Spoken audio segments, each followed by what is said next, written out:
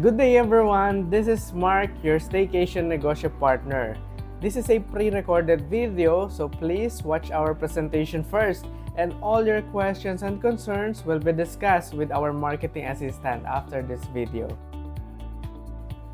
Sino po ba si Staycation Negosyo Partner? Ang main goal po namin is to provide long-term and sustainable business through real estate, not only for business people, but also for OFWs na gusto mag-start up ng kanilang business dito sa Philippines. We are also accredited marketing partners of SMDC. So siya yung largest developer dito sa Philippines. Meron din po kaming property management plug-and-play negosyo package para hindi nyo naiisipin paano mag-start up, mag-operate, saka mag-scale up ng inyong business. So basically, we sell condo and we set it up into a staycation business. So nag-start po ang ating operation since June 2, 2022 from 1 unit hanggang sa nakapag-expand po tayo ng more than 40 condo units. Combination siya ng owned units and client units located at SMDC Makati and SMDC MOA. Additional information about us is we also have another company, namely FT Wears Corporation. So wholesale and retail of shoes and apparel siya. And we also provide services through our franchise packages. So nag-start lang po kami from one store since May 2021 during pandemic. And after a year na ongoing business, so nakita namin na profitable siya. And inopen namin siya for franchise hanggang sa nakapag-expand kami ng up to 25 branches nationwide this January 2024. So bakit po ba namin nabanggit pa to? Siyempre, to provide our track records and to gain confidence from you na we can handle the business of other people.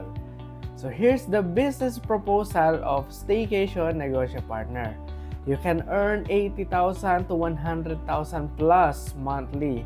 At perfect po ito para sa mga OFW, sa mga seaman, businessman, and as additional investment. So karamihan po kasi ng nakakausap namin na OFWs ay gusto nilang mag-start ng business pero hindi nila alam paano mag-start. So lalo na po sa mga seaman, ayan daw kapag lumalakas daw ang alon, ang topic nila is about business. So yan naman po ang mission ni SNP or Staycation Negosyo Partner. Tulungan namin kayo na makauwi mga OFWs for good. Yun. So ito pa po ang additional benefits ng pagkakaroon ng condominium. Meron kang long-term investment na after ilang years ay tumataas ang value. So kung i-compare mo ito sa lupa, ang lupa is actually a good investment also, pero kailangan mo pa kasing maghintay ng matagal para tumaas ang value nito. So kailangan mo din magdagdag ng capital para makapagpatayo ng apartment or ng farm and resort, so para maging cash flow siya. Additional benefit is meron ka ding own property na pwede mong gamitin anytime na gusto mo. Magkakaroon din tayo ng cash flow through our daily rental income. Yan ang business na hassle-free kasi hindi mo na rin iisipin sino magmamanage.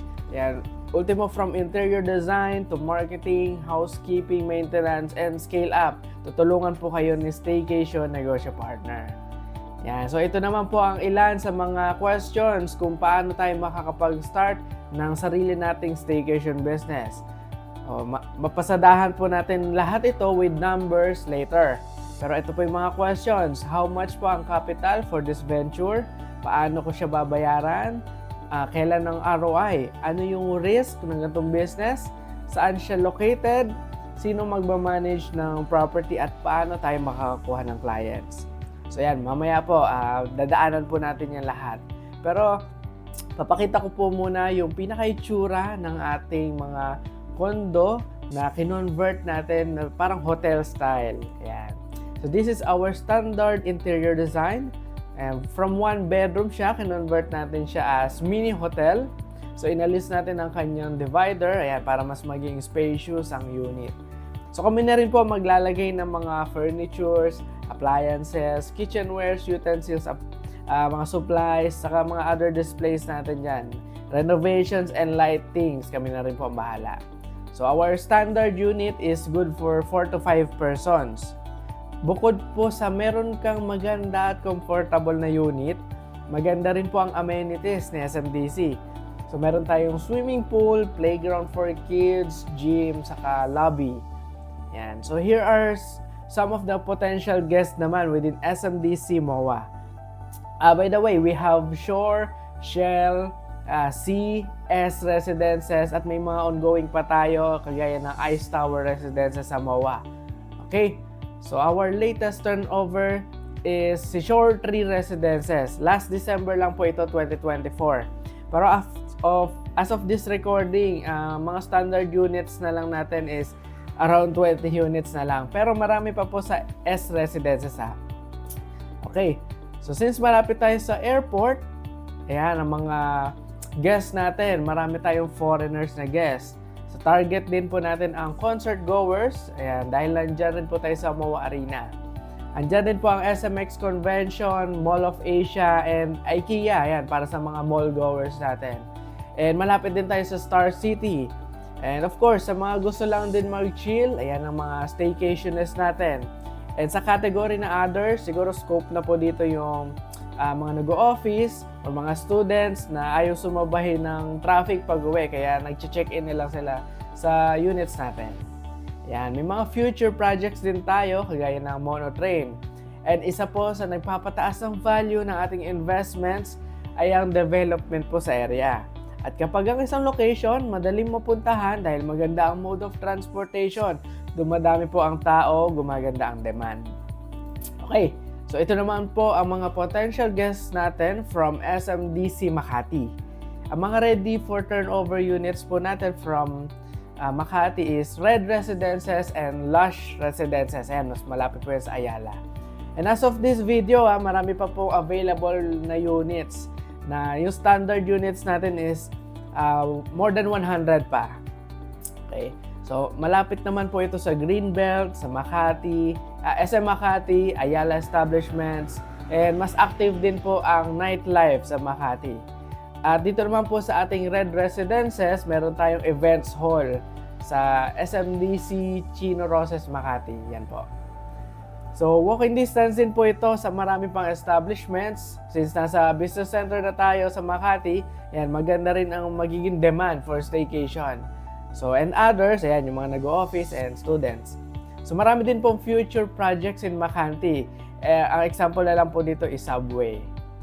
So, ngayon po, pag-uusapan naman natin kung saan tayo makakahanap ng mga guests. Number 1 platform natin is through Facebook. And our marketing team is using Facebook ads para makatarget tayo ng mga online users na interested sa staycation. So we also have other platforms kagaya ng Airbnb, Booking.com, Agoda, Traveloka at marami pa pong iba. Pero ito pong Airbnb and Facebook pa lang, yan, pwede na ma-fully book ang units natin. Ngayon naman po, papakita naman namin yung actual results ng mga bookings ng units natin. So as you can see, we are using Smubo. Dashboard po siya na in-integrate yung mga bookings from other platforms. Yan, para sa amin po ito yung pinaka user-friendly and madali rin ma-monitor kasi kahit gaano pa karami yung units mo at kahit gaano pang karami yung bookings mo from other platforms. So ito po, as you can see, our average occupancy rates, hindi siya bababa ng 80%. Okay? So we'll start our viewing from January 2023. Nagsimula po tayo ng 8 units. So here's the list of our units sa left side. So yeah, we have 3 units from Makati and the rest is from MOA. Yan, yung color coding po natin na pink is from Airbnb and the color green is from Facebook. At yung ibang kulay po ay galing na sa ibang platforms. So as you can see also, we have fully booked units this January. Next naman po natin is February. So ayan, nadagdagan tayo ng 1 unit, si Alexandra from Shore Residences. So kung mapapansin nyo po, may mga araw na bakante ang unit. May mga scheduled maintenance po kasi tayo. Saka kailangan po nating ibakante yung unit. Ayan, for example, aircon cleaning, general cleaning, and inspection. Ayan, move tayo sa March. So dito naman po, yung isang unit natin, si Georgia. Ayan, meron naman pong 2 weeks na vacant. Ito po yung time na ginamit po siya nung may-ari ng unit. So So pwede rin po yun. Pagka may units kayo, gamitin nyo po for your staycation. Basta i-advise nyo lang din po kami ahead para hindi po namin siya malagyan ng other bookings. So ayan, marami rin tayong fully booked this March. Next is April. So nadadagdagan po tayo na unit ulit. Ayan. And halos fully booked po ulit tayo. Next naman po is May. So kung mapapansin nyo po, meron po tayo isang unit na fully booked, pero isa lang ang nag-book. So good for 1 month po yan. Foreigner po yan. So ayan, fully booked din po yung ibang units natin at nadagdagan tayo ulit ng isang unit from Shore Residences. Ayan, sa MOA po yan. And pagdating naman po ng June, ayan, additional 3 units po ulit.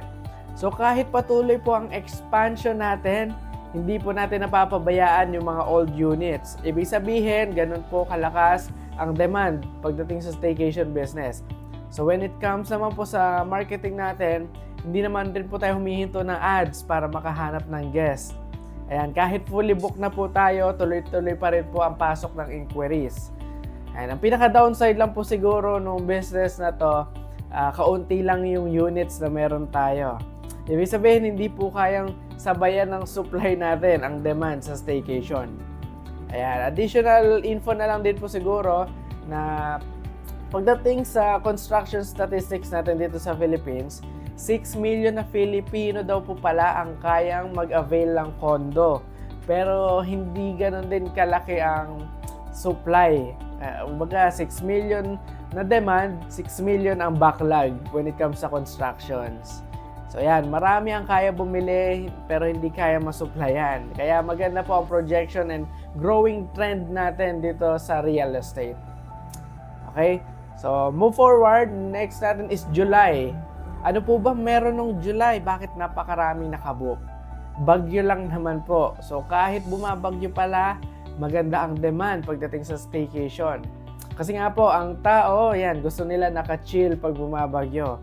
At very affordable po ang mga condo natin, imagine.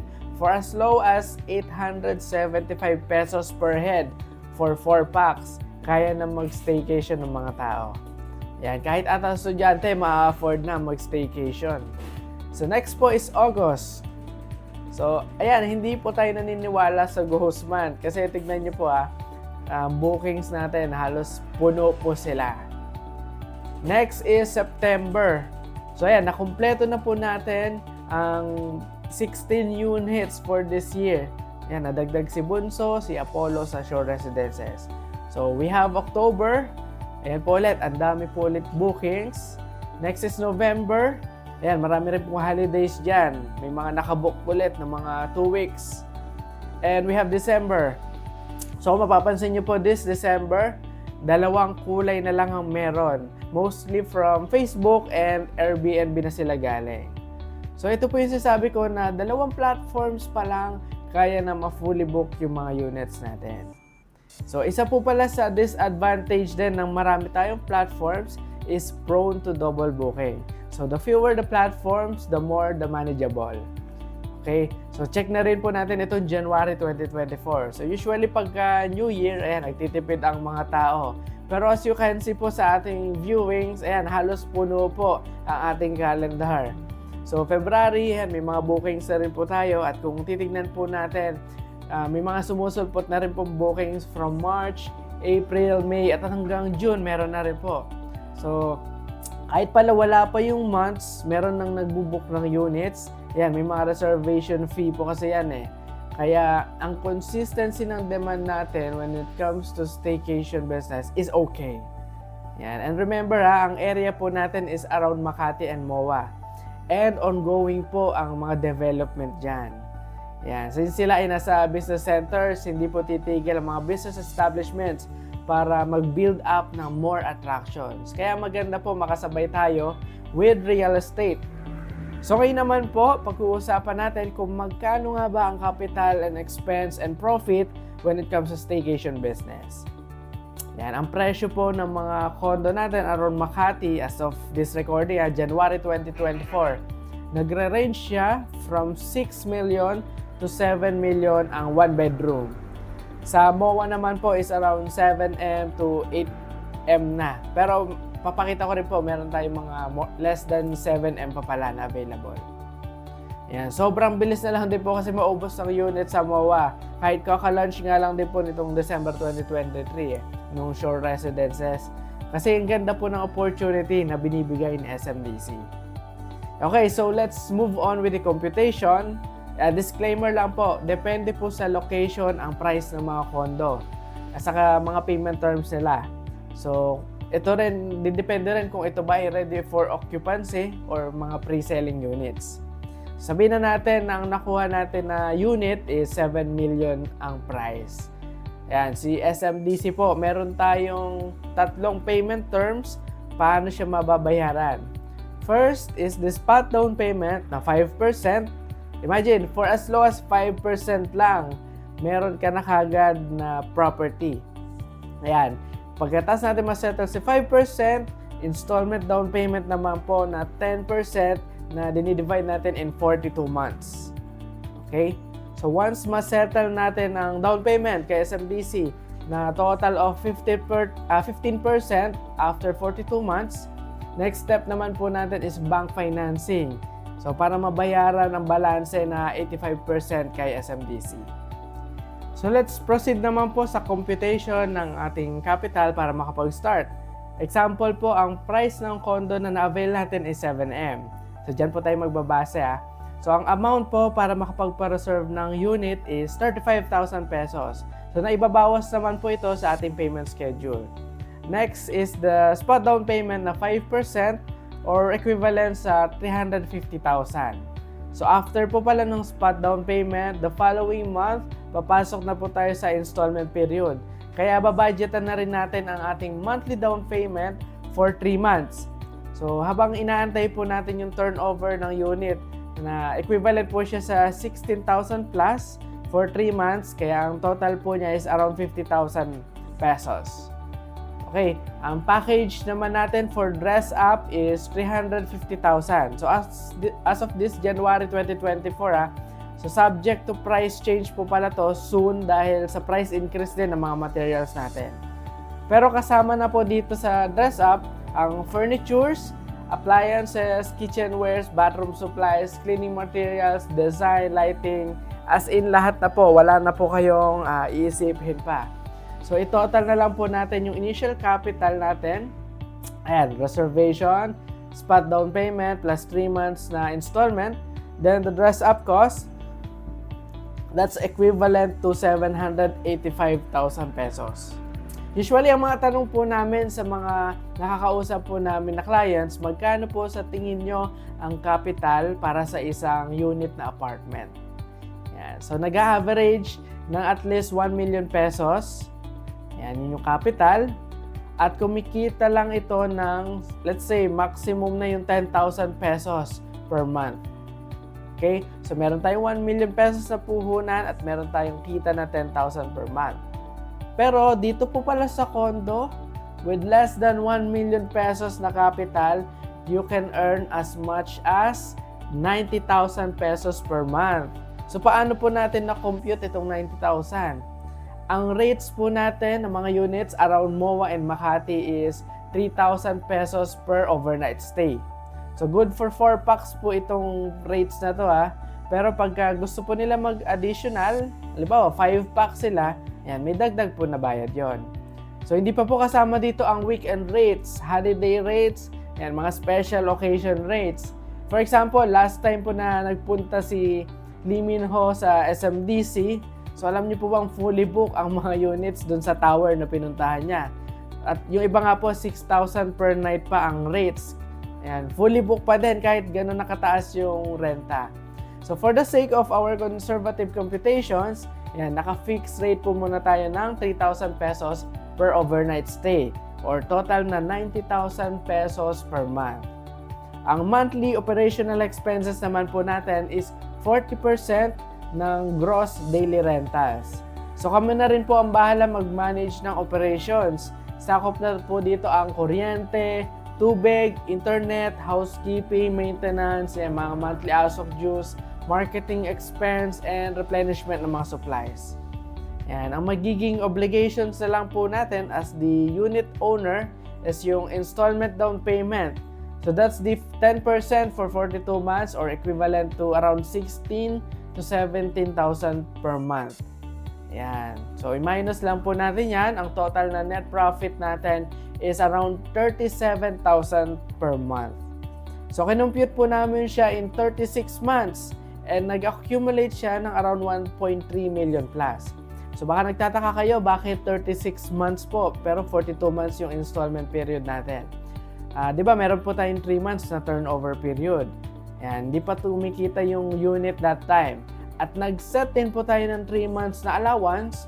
Ayan, para sa mga compilation ng mga araw na hindi na-book ang unit, mga araw na nagkaroon tayo ng general maintenance or aircon cleaning. Ayan, usually that occurs every quarter. And mga araw po, personal na ginamit nyo yung unit, so hindi naman na po namin kayo sisingilin doon. That's around 85% occupancy rate overall. Pero as you can see po sa actual results natin kanina, we have around 90% occupancy within the whole year. Ayan. So equivalent ng 85% occupancy rate is around 31,700 plus per month. Ayan. So let's transition naman po sa installment down payment to bank financing after almost 4 years. So let's say, same lang po ang daily rates natin. Ayan, kahit nagtaasan po ang mga kapitbahay natin. Stick tayo sa rates na 3,000 pesos per day or 90,000 per month. Ayan, usually po talaga tumataas ang rent kapag maganda ang development sa area. Pero para ma-maintain din natin ang market, yan, we can sustain sa 3,000 pesos per day. Okay, so ang monthly operational expenses natin, same as before, 40% or around 36,000 pesos. So pagdating naman po sa monthly amortization, yan, nagkakaiba-iba po yan depende sa years and interest. So sa estimate po natin, around 40,000 ang monthly natin. Pero ang kagandahan po nito, kahit medyo nadagdagan yung monthly expenses natin at lumiliit yung monthly net profit natin, actually bonus na lang po ito. So bakit po? Kasi installment period pa lang, nabawi na natin yung puhunan plus meron pa tayong kita. Ayan, kaya passive income and bonus na lang din po ito during the bank financing. Total of 4.2 million ang naging profit natin in span of 25 years. Ayan, meron din po pala tayong option na paiksiin yung ating years to pay sa bank. So as far as I remember, pwede po tayong mag-lump sum ng payment every 6 months kay bank para mapaliit yung years to pay. Pero isang suggestion na lang din po namin bilang business people, ayan, mas okay na reinvest na lang natin siya sa new property.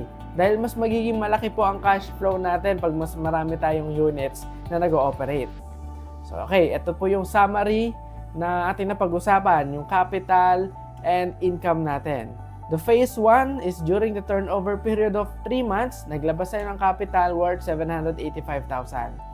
Phase 2, so ayan po, during the installment period of 42 months. At nagkaroon tayo ng profit na 1.3M plus. And then the phase 3, during the bank financing, kumita pa tayo ng 4.2M. And after 25 years, ang possible na value na ng property natin is around 15M. So, kinumpute po namin siya sa property valuation na 2% to 5% per year. Pero ang actual po talaga nito is 10 to 12%. So, yung property mo na 7M, pwede mo pala siyang mabenta ng 15M at kikita ka pa ng 8M doon. Actually, pwede nyo nga pong ibenta siya ng 10M. May kita ka pa rin at 3M. Bukod pa po yung naging income natin per month through our cash flow. And alam niyo po ba, way back 2011, ang mga units natin around MOA is around 3 to 4M lang. Pero ngayon, 7M na siya. So, hindi ko na alam kung ano pa yung value niya next year.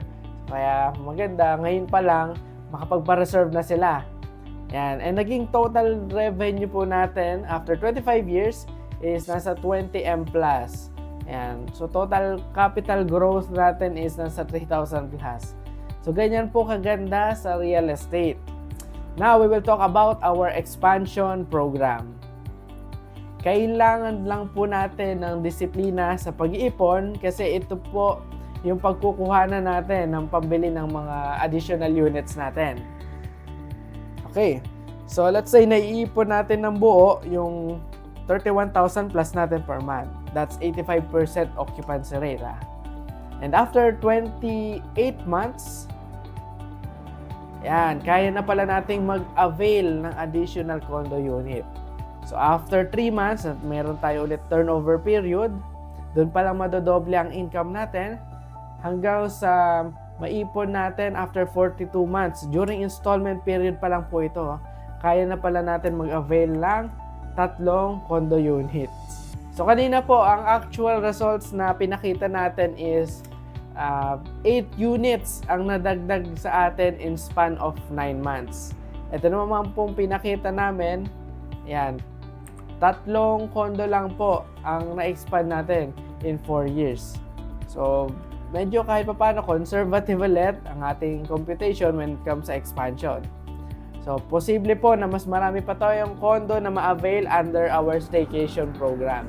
And if you have another source of income, ayan, pwede kayong mag-shell out ulit kasi nakita niyo naman, ang ganda ng cash flow, ang ganda ng business eh. So, why not invest sa business na alam mong sigurado, alam mong maganda? Ayan. So, are you getting excited na po ba to start? So, this kind of business is actually feasible and possible na kumita ka talaga ng malaki. So, because this is real estate most of the millionaires and billionaires are actually into real estate. So, huwag na po tayong lumayo. We have Sir Henry C. Yan, ang may-ari ng SMDC. We also have Mr. Manny Villar, our top billionaires dito sa Philippines. So, if you're into real estate now, you are on the right track. So, kung gusto ko lang din po i-address yung mga ibang comments na naririnig natin sa iba. Yung mga hindi pa sila open-minded sa ganitong klase ng business. Sinasabi nila na too good to be true daw, or baka scam daw, or baka hype daw. When it comes to real estate, ang usapan dito ay malaki ang kita, pero it actually takes time to harvest. So imagine in span of 28 months, bago ka makapag-ROI. So hindi ito quick rich scheme na after a month, bawi na kagad yung puhunan mo. No, this is a legitimate business model at dahil na sa real estate po ito, wala naman talagang nabawi ang puhunan overnight. And at the end of the day, it's still your property. So, sobrang safe po ng investment ninyo dahil not only na sa inyo na nakapangalan yung unit during reservation fee pa lang, but we are also partnered with the best. So, we are SMDC. We are the good guys. So all you have to do is start now so you can enjoy your fruits earlier than others. And now we will proceed with our question and answer with our marketing assistants. Yan. Thank you so much po for listening to our presentation. Again, my name is Mark, your Staycation Negosyo Partner. Yan. Thank you po and God bless po sa inyo.